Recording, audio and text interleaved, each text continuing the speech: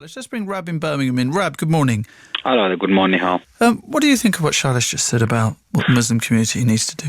Well, I think what he's saying is partly right and partly wrong, because obviously if he had any knowledge of what it says in the Quran, he wouldn't be making that statement to say that what this so-called group ISIS is doing is anything to do with Islam, because what they're doing is completely against what is taught in our religion of faith of Islam.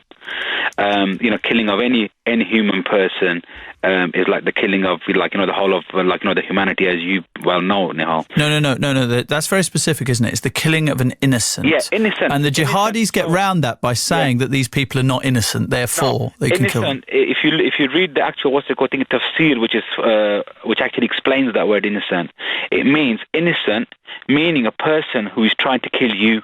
That's the only time you're allowed to kill somebody. So if you were trying to kill me, I'm allowed to kill you. So, but Bin Laden argued that... Bin Laden wasn't even a Muslim. Forget Bin Laden. No, but he was just a made-up character. But what I'm just trying to point out to you is that the problem with that line is, and it's a line that's often used, is that it is down to people's interpretation. So I'll just give you an example. Bin Laden said that those people died on 9/11. They deserved to die because they were American taxpayers. American taxpayers paid money towards the military who dropped bombs on Muslims. Therefore, it was justified.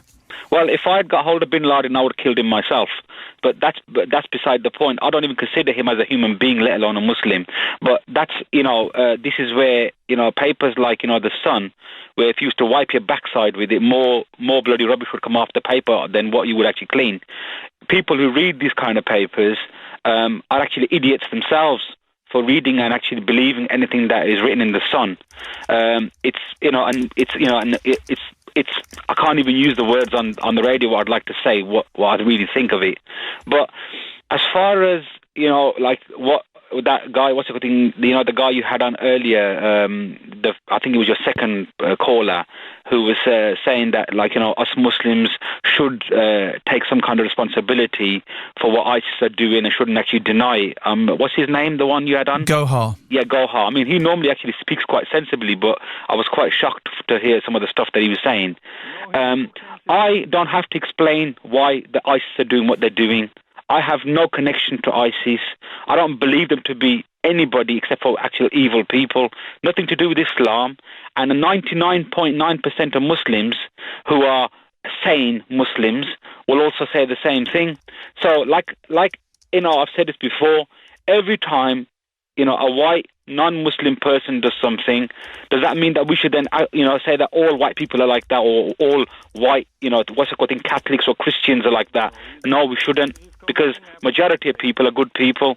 But it's funny how we have to explain, or we have to be held in some way accountable for a so-called... If I was to change my name today and say that I became a Sikh or a Buddhist or a Hindu or a Christian or a Jew, and I went and killed people and said, I've killed these because I'm a Christian, does that mean that I was really a Christian? Can we stay specific, Nihal, please? Yes, go on. It's Gohar. I know. What's it called? Sorry. Rab. Yeah, Rab. It's Gohar. Just responding to what you just said, Rab. The thing is, what you said is spot on, but it's quite general what you're talking about. My reaction today and our reaction today should be specifically about, because I worry about my community. I'm passionate about my community, like yourselves and other callers who've called in, because this is quite worrying time for Muslims when 5% of the population or 5% of the people surveyed expressed strong sympathies towards these people. This is worrying. Where? Was you surveyed? Was I surveyed? Well, that doesn't mean it doesn't exist. They can't make it up. 5%. They can't make it up. These kind of statistics, right? I've been living in this country for over 45 years. I've never been surveyed once about anything like this, and yet they come up with statistics. They surveyed 1,003. 5% of people, or it's a lot of nonsense. People are falling into the rhetoric. May I just ask you, hand on your heart, and we have to be honest about these things, otherwise we will not be able to solve these problems. You, hand on your heart, have you ever not come across with people who have got sympathies for these people? Have you ever not? I have come across people. I came on last week's show and said, I've come across with people that sympathise, for people that are dying innocent in places like Syria, people that have been bombed, not with ISIS, People that I sympathise with the people that are dying in Syria. Everybody, I'm sure you do, I'm sure the people on the show do, who are listening will be sympathetic. That doesn't make us those kind of people.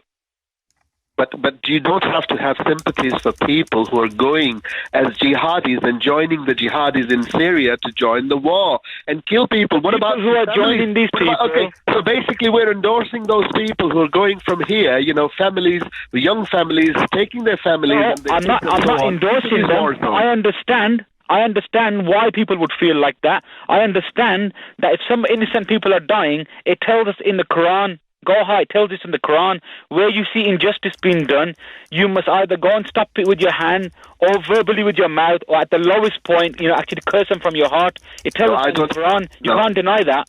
Rab, I don't understand taking myself and my family into a war zone, a conflict which is more political than religious, and joining those forces who are butchering people, sort of slashing people's throats and doing all these violent things. I cannot understand that. My Islam doesn't understand that. My Islam condemns that. And to be perfectly honest, Rab, we have to understand one thing. You and I cannot be a good Muslim if we are not loyal to the country that we live in. No, absolutely wrong. If your country cannot be good Muslims. No, absolutely not. If your country is telling you to go against what you actually believe in Islam to be right, then you have that choice to make. But you must treat your neighbours right. You must do just to everybody, regardless of their religion, colour of faith or gender.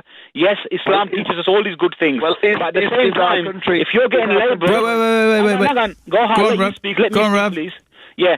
Goha, we get labelled, and then what happens is some people, like you're educated, I'm educated, and we see above that. But majority of people, or not majority, the minority of people who get labelled as being fanatics or being extremists just because they're normal practicing Muslims who go to the mosque and everything, and then they get attacked or their wives get attacked because they're wearing hijab or niqab, etc., etc. How do you think they feel? How can they feel loyal to this country when they haven't done anything wrong and they've been targeted? May I ask you a question? Is the country endorsing that? Well, the way it looks at the moment, yes. No. Yes. We shouldn't think like that. Because they want to bring out a law separately, and they don't see what when a certain Muslims face some kind of extremist views from other people. They want to wipe it underneath and say this is because of what you Muslims are doing. That's what they want to do. It's not fair. All right. I just remembering Shailesh wants to come back in. After that, we got Mahmood in Putney. 08459 440 445 is the phone number. Tom Newton-Dunn is the man who wrote this story in The Sun. Unfortunately, he has no time. He's very busy in SW1. It was his tweet that he sent out to me this morning, which I presume is where The Sun is based. He then, of course, found time to to tweet me back to say our argument and careful balance is all in the paper for anyone to read. I'm sure you won't twist it to suit another agenda. Agendas, eh? Agendas. Okay, that's an interesting point that he makes there. How do you feel about young Muslims who leave the UK to join fighters in Syria? It's worth perhaps Tom reading the Independent, who have made a very interesting reply to The Sun's headline this morning. Maybe Tom should read that.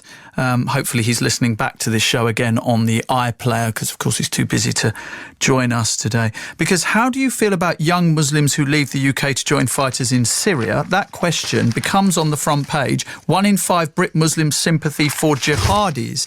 Now, it doesn't say in this about jihadis necessarily, does it?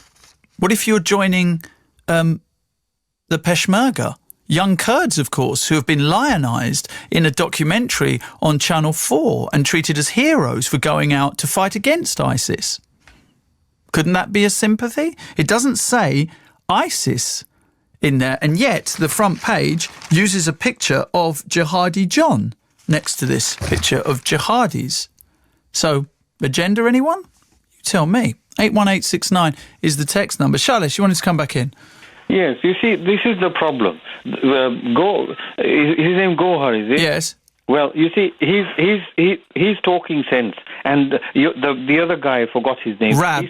Yes, well, he's saying previously he talked sense. Now, just because he's not saying what he'd like to hear, then he's saying he's not talking sense. Well, this is the whole problem. And to say that, well, to just be victim and to just to simply. To deny, you see, the Quran has 174 verses which calls on, to do jihad and butcher us on unbelievers. It does. I mean, it does. I'm not making it up. And actually, yes, I have read the Quran. I'm not quite finished it yet. I'm at the end. But you know what? It's quite a book, and I don't want to say anything on radio, but there are bits of it that Muslims have to come to terms with, that this is not acceptable in this modern world. And for example, when ISIS came up with the handbook to rape women, they were quoting stuff straight from the Quran, and that's not made up. It's there. It exists. And some Muslims now have to come along and say, we need a new narrative. We need a new direction for Islam, because Islam is proving to be far more dangerous for Muslims than it is for unbelievers. Muslims are killing far more Muslims than other people. So I'm not saying this with glee or pride. It's really bad what's going on in Syria. Okay, Shailesh, thank you. You didn't frankly have the balls to put country before party.